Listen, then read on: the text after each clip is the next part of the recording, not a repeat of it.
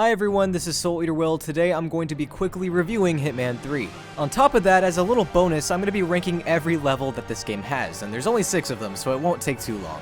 Hitman 3 doesn't really need much of an introduction. It's the final game of IO Interactive's Hitman trilogy, and if you're not familiar with Hitman at all, don't worry, it's pretty simple. As the title suggests, you're a hitman that has to take out a certain number of targets at a specific location as fast and as sneakily as possible.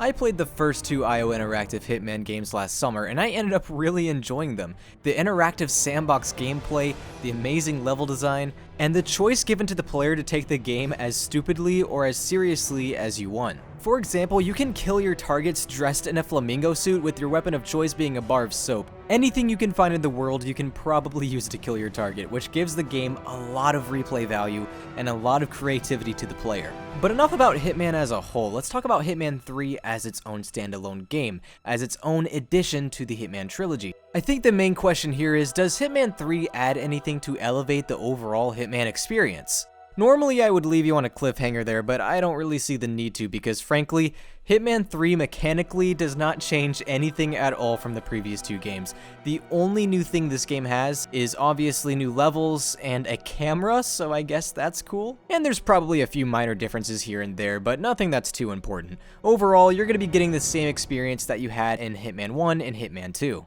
So yeah, I can't really praise this game when it comes to adding new things. But if you enjoyed the previous 2 Hitman games, you are most likely gonna like this one. Since there isn't a lot to talk about when it comes to the gameplay, all I can really talk about is the story and the levels. And when it comes to the story, I'm not gonna be talking about it for very long because I don't play the Hitman games for their story. To be honest, I would be pretty surprised if anyone did. That being said though, I will give credit where credit is due. I do think Hitman 3 has the best story of the trilogy. And that's probably because this is the final game of the trilogy, therefore it's the most climactic, and therefore it has the best pacing and the most interesting story beats. And that's really all I have to say about the story. I'm not going to go too deep into it, but yeah, it was serviceable. It was good. And finally, the levels. For the sake of spoilers, I'm not really going to be getting into these until after the review, but overall, in my opinion, Hitman 3 does have the weakest batch of levels of the Hitman trilogy. Although none of them are necessarily bad, they're just not as good as a whole than the previous games. So with a story that's pretty good, gameplay that has hardly changed at all, and levels that are moderately underwhelming, Hitman 3 ends the trilogy on a pretty neutral note, especially since it didn't evoke any strong positive or negative feelings from me. I just liked it, just like how I liked the previous 2 games. It is a little disappointing that this game didn't end with an absolute bang since it was the last of the trilogy, but overall, I thought it was a pretty alright ending to the trilogy, and I would give it a 7 out of 10. It only loses points because of the reasons stated before with it being a little underwhelming, but it's still a solid experience, and if you enjoyed the previous Hitman games, you will like this one. Now, should you buy this game? Well, if you played Hitman 1 and Hitman 2, and you're wondering if you should get Hitman 3, I would say yeah, why not? Finish off the series, especially if you enjoyed Hitman 1 and 2 a lot. If you haven't played Hitman at all, I would say get the first Hitman game whenever it goes on sale to see if you like it, and if you like Hitman 1, get Hitman 2, and then get Hitman 3. Maybe wait for them to go on sale, or maybe not, just depends how much you end up enjoying the series. And with that, that's the end of the quick review, but not the end of the video because as I promised, I will be ranking every level from my least favorite to my favorite. Since I'm going to be talking about the last level of the game, I will be dipping into a little bit of spoiler territory if you care about that, but if you don't, then yeah, just keep on watching. And speaking of the last level in the game, it is actually my last placement, which is not a very good thing because you probably don't want your last level of your game to be the least favorite. Carpathian Mountains is a linear train map, which is a weird layout for a Hitman level. Typically in Hitman levels, you're only allowed to kill specific targets, but in this map, you are allowed to kill literally everybody. Since this level is pretty straightforward and doesn't allow for a lot of creative choice, it ends up being my least favorite in the game. Again, not bad, just not really what I want out of Hitman. Coming in 5th place is actually the flip side, the first level of the game, Dubai. Now, I'll give Dubai this, it probably has the coolest intro of any of the Hitman maps. You drop out of a helicopter onto the tower and get to infiltrate it from the outside, which is really cool, but unfortunately, other than that, Dubai is a pretty generic Hitman experience. I don't know, something about the setting just didn't pop out to me as much as I hoped it would, and the mission stories ended up being pretty meh. There was one story mission though where I got to push the guy off at the tower and it was pretty funny, so hey, this map isn't all that bad. Coming in 4th place is a map that I might appreciate more if I play it again. It's the only map along with Carpathian Mountains that I only played once.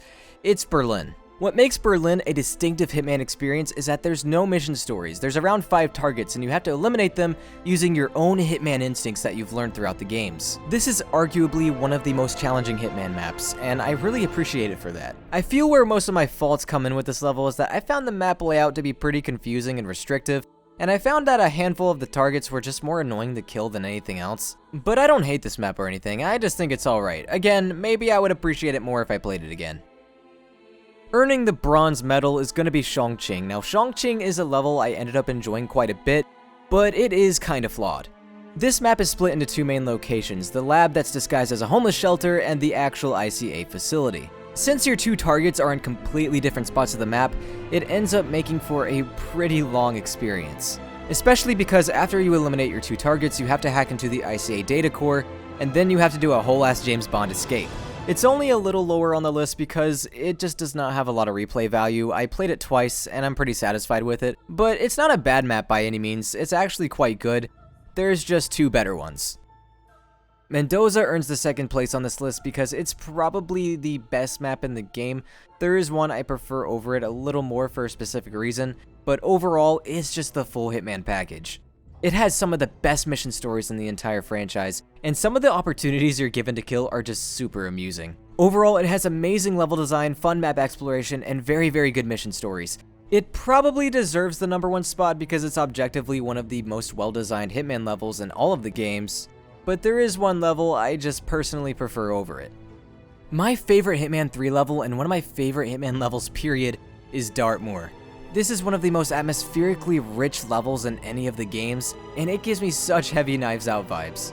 Dartmoor has easily one of the best, if not the best, mission story in any of the Hitman games, allowing you to disguise yourself as a private investigator on a murder case, which is so ironic because you're having to commit a murder right after you're done with it. But unlike any other mission story, you're given branching paths depending on what evidence you find. For example, if you find certain evidence, you're able to frame the butler even though he didn't actually do it. Sorry, Alfred. And sure, you could argue that this map is pretty small, so it doesn't deserve to be in the #1 spot, but I would argue that it actually proves that small maps can be just as substantive as large ones. It's relatively small but effective, and ends up being one of the most memorable Hitman maps in not just Hitman 3, but in all the Hitman games for me. And that's all I have for you guys today. Thank you so much for watching if you made it up to this point of the video. I know I sound like a broken record, but I'm so sorry that this video took so long to get out. If I'm being honest, college has mentally drained me, and it's been really hard to get the motivation to sit down and record for a video, but hopefully that'll change pretty soon. I actually already have the next video recorded, I just have to edit it. And it is Danganronpa related, so I think a lot of you will end up enjoying that. But again, thank you so much for your time. If you enjoyed the video, be sure to leave a like and be sure to subscribe to support the channel. Be sure to follow my other social medias such as my Instagram and especially my Twitter. I'm pretty lonely on there, so any follows are greatly appreciated. Also, be sure to join my Discord for updates on the channel and all that good stuff. All of that can be found in the link in the description. And yeah, I hope you all have an amazing day. Be sure to stay awesome and to stay cool. Bye, guys.